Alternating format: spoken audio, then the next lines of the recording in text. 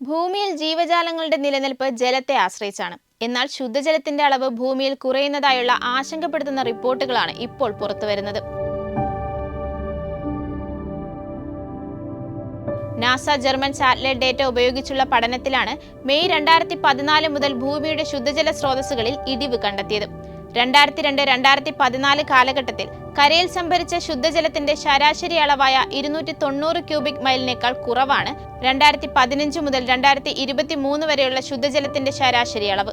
ബ്രസീലിലെ കടുത്ത വരൾച്ചയോടെയാണ് ഈ ഇടിവ് ആരംഭിച്ചതെന്നാണ് പഠനം പറയുന്നത്.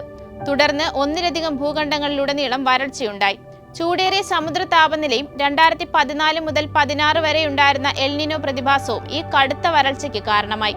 എൽനിനോ ശമിച്ച ശേഷവും ആഗോള ശുദ്ധജല നിരപ്പ് വീണ്ടെടുക്കുന്നതിൽ പരാജയപ്പെട്ടു എന്നതാണ് ആശങ്കപ്പെടുത്തുന്ന കാര്യം. ശുദ്ധജല അഭാവം എന്ന ഈ ഭയാനകമായ അവസ്ഥയെ അതിജീവിക്കാൻ സുസ്ഥിരമായ ജലസംരക്ഷണ മാർഗങ്ങൾ ആവശ്യമാണെന്നാണ് ഗവേഷകർ പറയുന്നത്.